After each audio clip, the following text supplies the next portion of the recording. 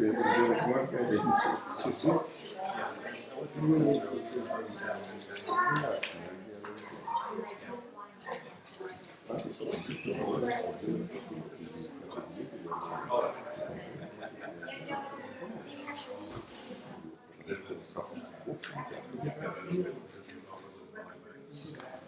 of all, I'd like to thank Colleen and anybody else who was helping out in the kitchen getting the snacks and things ready. We appreciate it. It's nice to have a little bit. We'll have more later instead of paint. We'll have like sandwiches and stuff before. Great.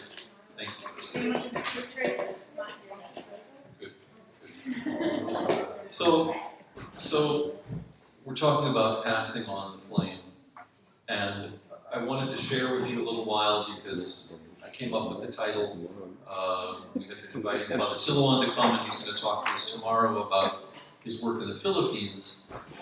But we wanted to have a seminar, kind of a retreat, to discuss some topics. So this topic really came up as one that I wanted to focus on because in the course of blessing houses this year, it's always a wonderful opportunity to bless homes. And when you get into somebody's home, you have a nice discussion. There's nobody else waiting to try and grab the priest or something like that. And so you have an opportunity to share and discuss. And there were a couple of homes in particular where a number of the issues that are surrounding this topic came up, where people were talking about their children, influence of the internet, what was happening at school, kind of the culture as a whole. So I understood that this was something that a lot of people are impacted by, that a lot of people are being affected by. So I wanted an opportunity for us to discuss this.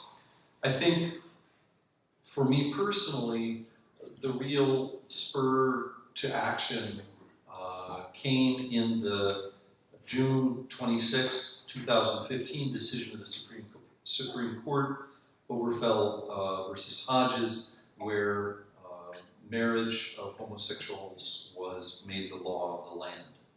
And some of you know my personal story. I grew up in St. Louis in a family that went to the Methodist Church. So I grew up as the classic white Anglo-Saxon Protestant, the representative and add male to that, so the representative of the dominant culture that's here. And of course, you carry that with you in ways you recognize and ways you don't recognize. Converted to Orthodoxy many years ago by now.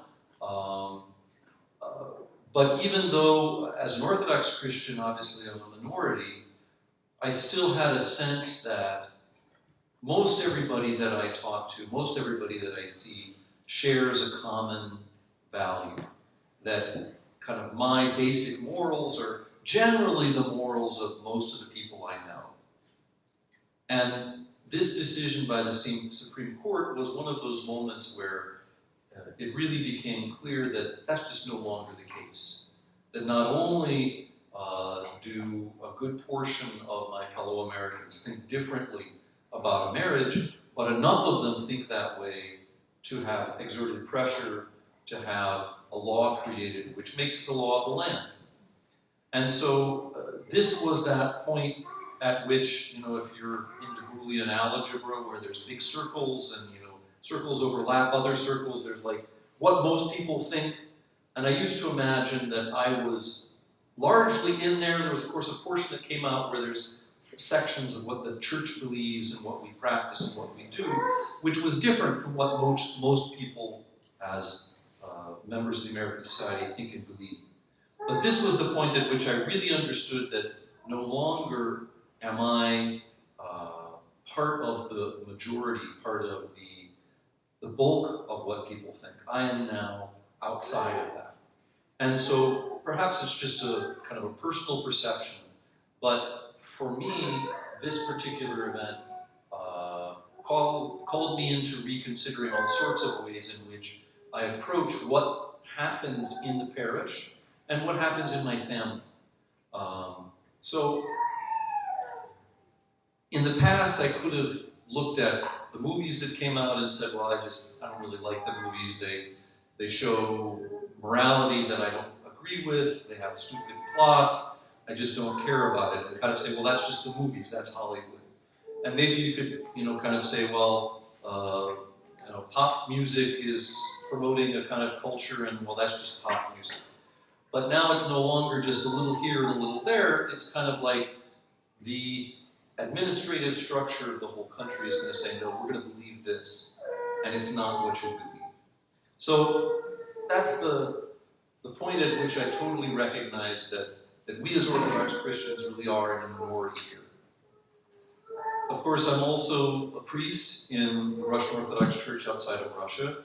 We have a great parish, new building, lots of people, new people coming to church, and we have only so many hours in each day. I'm the staff member, so to speak, and you have to decide what you can do and what you can't do. And so these questions make me as a priest wonder about what is it important for me to do? What do I need to be providing? Do we need to have seminars like this?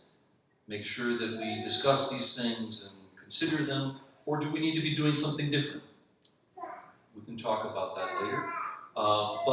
But having this kind of broad cultural shift around us occur makes it clear to me that we need to be very intentional about what we do.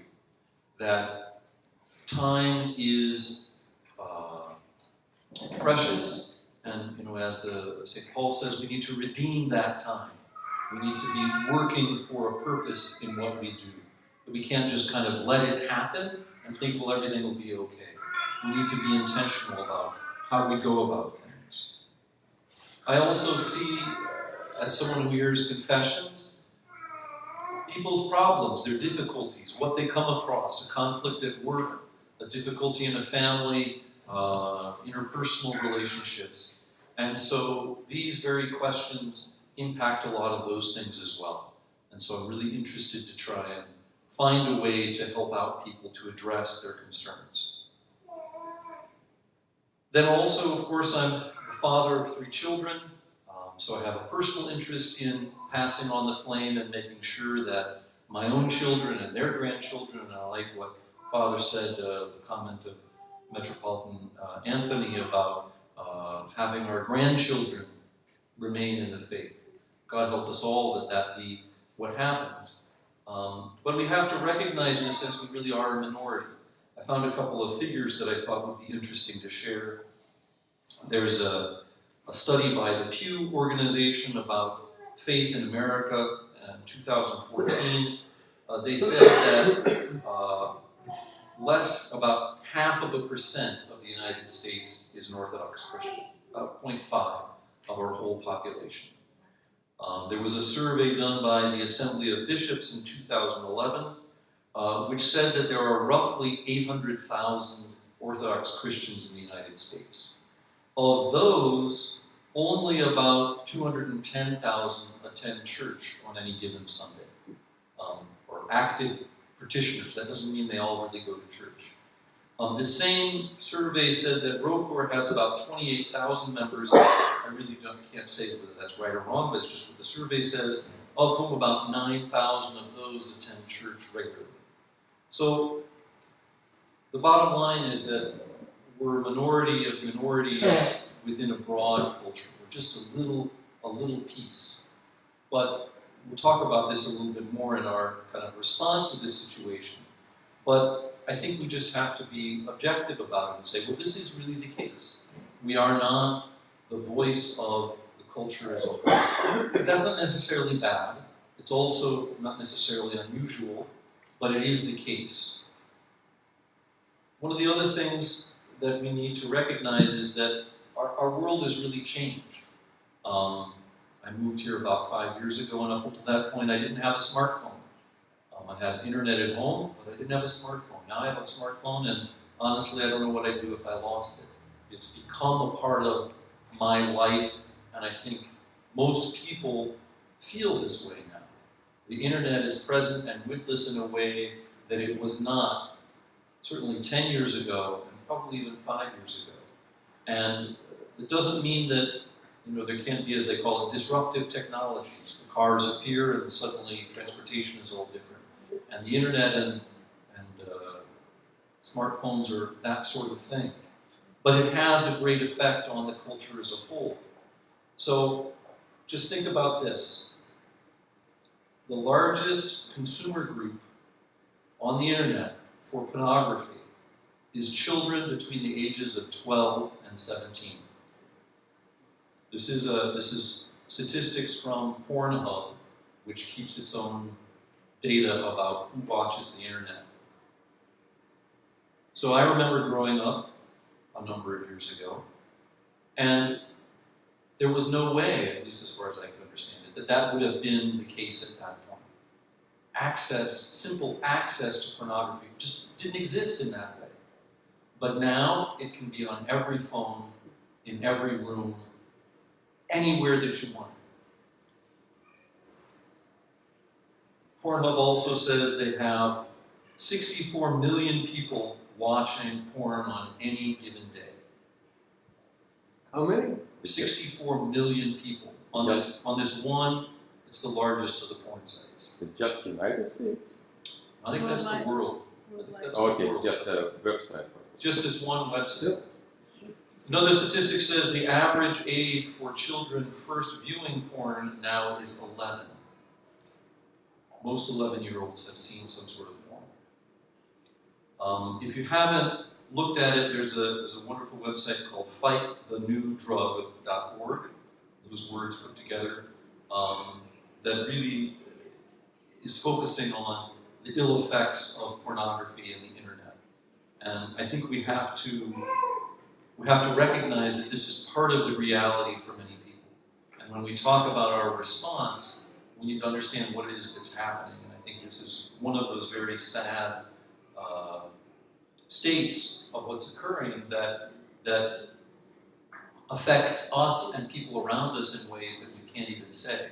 So when we, as a church, try to have a conversation about what is proper and good in terms of sexual morality, and you're talking to people, and of course you don't know what they're doing, but many people consider pornography to be a normal and quote-unquote healthy part of a sexual life. There are people that will counsel couples that are having marital trouble that they should use the internet, help them out, make things more exciting. This is part of what some consider as the standard. And yet, what the church tries to tell us seems in comparison to be black and white, something very, very different. So we need to be cognizant of the fact that these sorts of things are out here in the society. There's a wonderful quote attributed to St. Anthony the Great from, of course, centuries ago, when he said, "A time will come when men will go mad, and when they see someone who is not mad, they will attack him saying, 'You are mad. You are not like us.'" And this is really a description of where the world goes at its end times, how kind of when Christ said, "When I come back to the earth, will there be love here on earth?"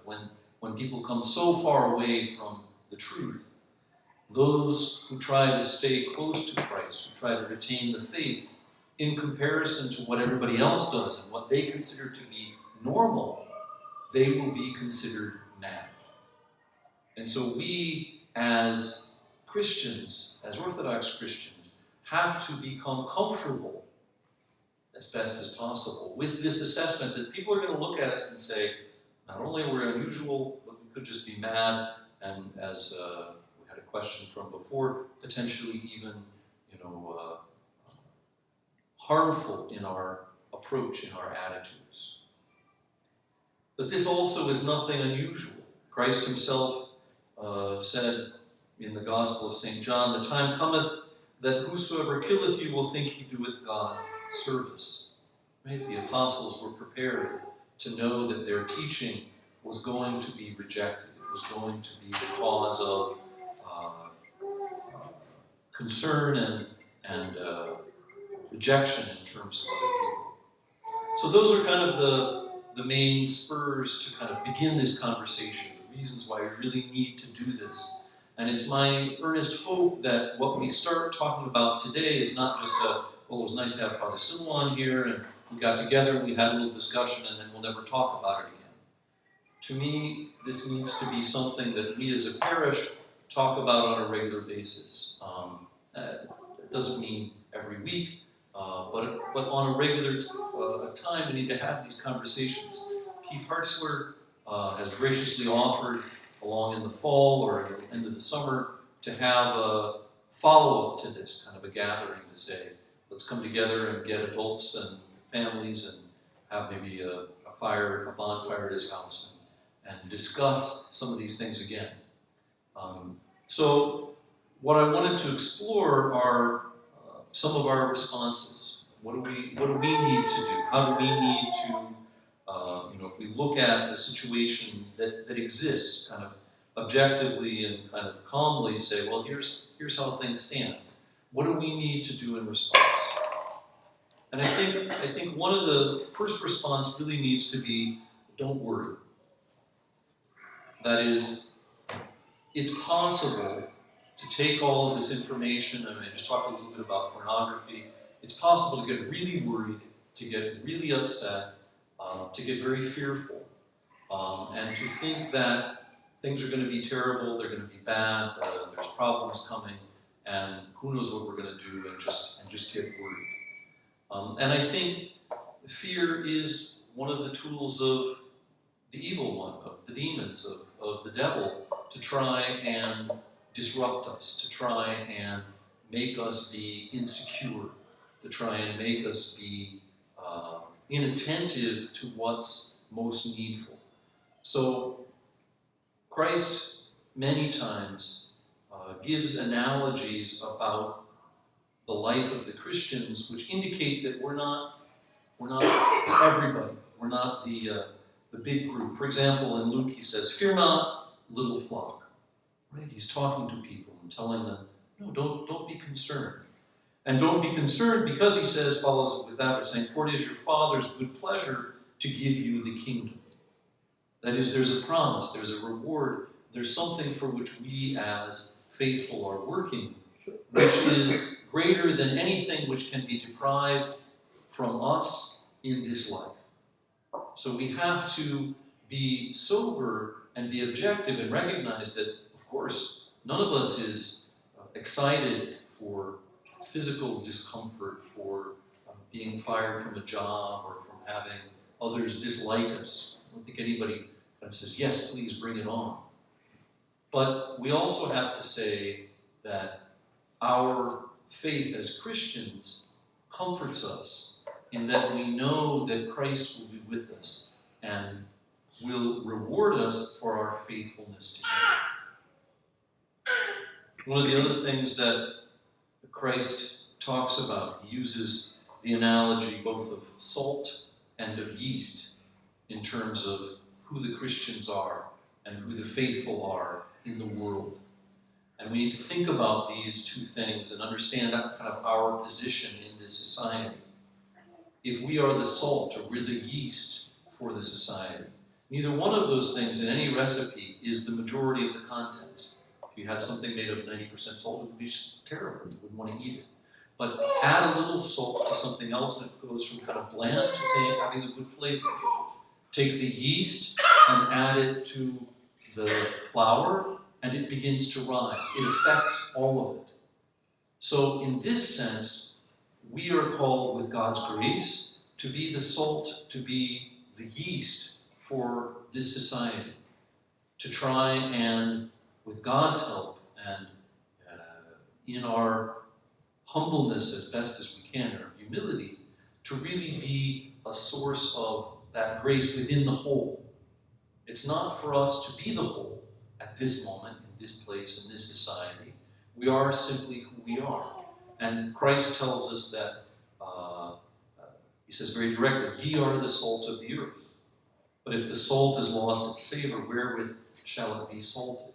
That is, we shouldn't be afraid, we shouldn't be unwilling to be that salt. We shouldn't just give up and say, well, no, I'm going to be just bland. I'm gonna give up my flavor. We need to retain that, otherwise we lose who we are.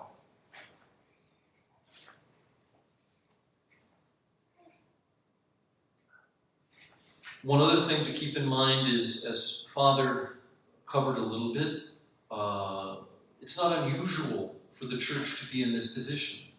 The early church was one which was persecuted. It was not the majority. Later on, following the fall of Byzantium, we have the Ottoman Empire. We have Muslims even while the Ottoman Empire is still, while the Byzantine Empire is still around. Muslims controlling Jerusalem, controlling much of the Middle East, then taking over Turkey, subjecting Greece and Serbia, and the Mongols come through Russia. Many, many Christian cultures, Orthodox Christian cultures, have endured centuries of persecution, of being out of power. And so we have many examples to turn to say, this is how we can live. This is how we can retain what we have. One of the saints that we actually talked about this past week in church school, who I wasn't terribly familiar with until we started preparing, is Saint Cosmas of Italia. He was lived in what's now modern-day Greece in the time of the Ottoman Turks, so it's the 1700s, and he did much to try and encourage the people both to come to church, but also to be educated. He set up whole systems of schools, traveled around encouraging people to live the faith, because the people who occupied them, the Ottomans, were attracting people away from Christianity to have them become Muslims. They were making it difficult for people to learn about the faith. People were forgetting what little that they knew. So I think there's a lot for us to draw from them. So I think one of the things that we really have to do consciously is to educate. We need to understand, first of all, the ideas that are precisely being taught in the society as a whole. We need to carefully, clearly say, society is saying this, and then we need to respond with the church's response to that. We need to say, well, society is saying that gender is a flexible thing. The church says, no, gender is male or female. And to go beyond on all the ways that these various topics are being taught, because they're just put out there. There's an assumption that people understand this. When somebody watches a TV show and suddenly there's a situation there, no one is explicitly saying that this is the truth. But the behavior of the people on that TV show demonstrate what they think is the truth. So we need to be teaching, we need to be educating, we need to be instructing our children and our parishioners, each other, about what the church believes and what society is trying, in a sense, to preach to them that's contrary to what the church believes. And St. Cosmas has a wonderful quote kind of on this topic. He says, "My brethren, learn as much as you can. Educate your children to learn Greek." Of course, at this time they had the opportunity to learn Arabic, right? Educate your children to learn Greek because our church uses Greek. It is better for you to have a Greek school in your village than fountains and rivers. For when your child becomes educated, then he is a human being. When your child becomes educated, he's a human being. So if we don't, in a sense, recognize that it's not that there's a different skin color, it's not that there's a different nationality, but suddenly we've kind of been sifted from the whole as Orthodox Christians. And our faith is substantially different from what the bulk of people in society believe and practice. And so if we're not conscious about what that faith is, if we don't teach ourselves and teach our children, then we can never begin to follow Christ's commandments. We can't begin to have the support of the grace of Christ that we really need to have. One of the kind of other essential things that are, in addition to education, that I think we really need to do, is we really need to learn to pray. Now that doesn't mean that all of us don't pray. We all pray. But I know for myself I don't pray well. I could pray better. We all could spend more time both trying to be attentive at the services of the church and learning to pray in our own prayers when we're at home. Because if we as Christians develop a living relationship with Christ, if we experience God's grace in our prayers, then this for us will be a reward. It'll be like that carrot which will motivate us. It'll be like that sweetness which attracts us, which makes us want to come back. So if we only have our faith as externals, it doesn't sustain us. St. Theophan the Recluse talks about this. He says, people concern themselves with Christian upbringing, but they leave it incomplete. They neglect the most essential and most difficult side of the Christian life and dwell on what is easiest, the visible and external.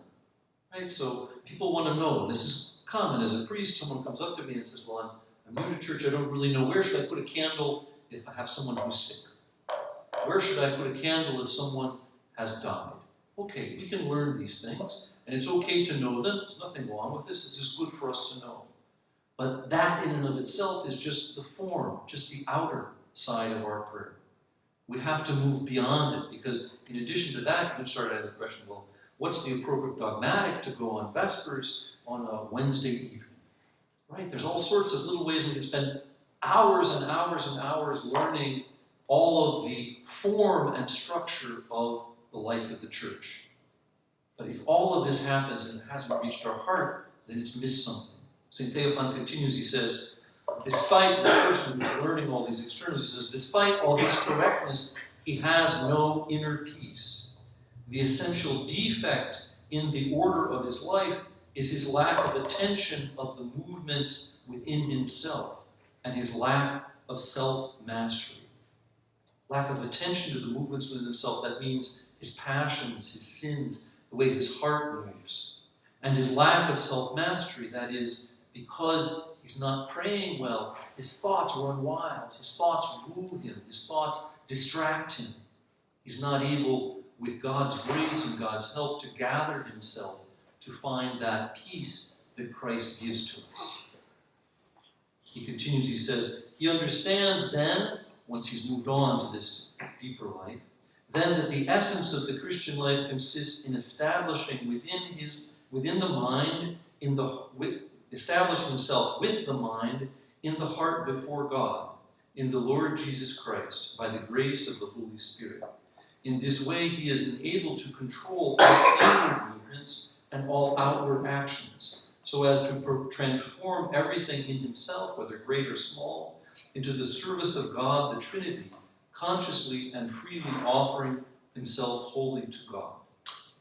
That is, if we can develop our prayer life with God's grace and God's help, so that we're not just focused on what we do, our body does, but what happens within our hearts, and we can, with God's grace through confession, cleanse ourselves, purify ourselves, be nourished by the grace of Holy Communion, by the Holy Spirit, then God can aid us to truly pray, to be close to him.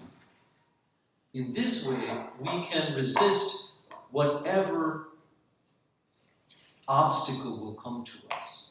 Whatever society will present us, we will be in a position to respond. We, in a sense, will have a foundation that's been well laid, and we will be firmly standing on that. If we don't struggle with the interior life of prayer, then anything that comes to us will push us off our ground. It will make us be insecure, will no longer be stable. So we really have to struggle to educate ourselves and to really learn to pray.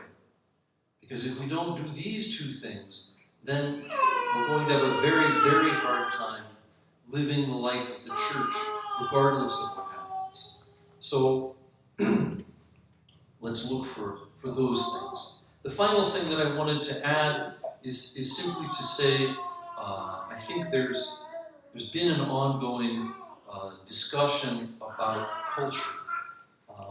Many years ago, I had to make a choice as someone who was interested in converting to Orthodoxy. In America, of course, there's the smorgasbord of ethnic menu to pick from. The Greeks, the Serbs, the Russians, the Antiochians, or the Georgians in a few rare places. So you can pick out where you want to become Orthodox in a sense. And there's also, of course, the Orthodox Church of America. And the question in all of these is, why would you join one or not join the other? I had been exposed to Orthodoxy through my knowledge of the Russian language. And in the place where I lived, it was really the Serbian parish which embodied that spirit that I had seen in the church in Russia. So I was in the Serbian church for a number of years. Then I went to seminary, met my wife, and ultimately decided to be in the Russian Orthodox Church outside of Russia. But the question that many people say is, well, isn't it time for an American Orthodoxy? And I think back to an incident back in the 90s. I was working as a journalist. And I was a freelance journalist, so I could pick the topics that I wanted to write about. And one of them I wrote about was about Jordanville. So I went on, it was great, because I got an excuse to go to Jordanville, visit the monastery, pray at the services, and then I got to interview Metropolitan Loris. And I remember asking him, I was very curious, I said, Vladika, how do you view this monastery? Is this monastery a Russian monastery, which happens to be in America, or is it a Russian monastery, which is really like an American monastery, which happens to be Russian, right? Which is most important? And he didn't even bat an eye. He said, "Well, this is a Russian monastery, which is in America." There was no question for him. And I think that's interesting for us. I remember at the time feeling, really? Okay, I guess that's what you think. You know, it wasn't the answer that I, in a sense, kind of wanted, and maybe this was me wanting it to be more American, somehow wanting this cultural validation. I can't say for certain. But I think we, as Orthodox Christians, have to recognize that what we have to do first is practice an authentic Orthodox Christian life. That's not the same as saying that we're Americans who happen to be Orthodox, right? We have to first be Orthodox Christians living an authentic Orthodox life. And because there's so many cultural elements to the life of the church, I personally think it's easiest for us to live that within one of these traditions, to say, I attend a Russian parish, I attend a Greek parish, I attend an Antiochian parish. Each one of us does the services slightly different. We all do essentially the same things. But we may have different ways of living our Orthodox life. But for us to try and say, well, I'm going to be an American who happens to be Orthodox, is going to put us on the side of trying to live the American culture and put on top of it Orthodoxy. I think what really has to happen is we have to live an Orthodox life, and then from that, we're living in America. So kind of Vladika's response that this was a Russian monastery that happened to be in America, in many ways, we are the same. We are Orthodox Christians who happen to be in America. We have to be living an authentic Orthodox Christian life in this way. And I think that, of course, opens all sorts of questions about how do we do that and what does that entail. But if we at least know what we should be pursuing, then we have a sense of our general direction. So those are really my reflections on this topic. And I appreciate you listening.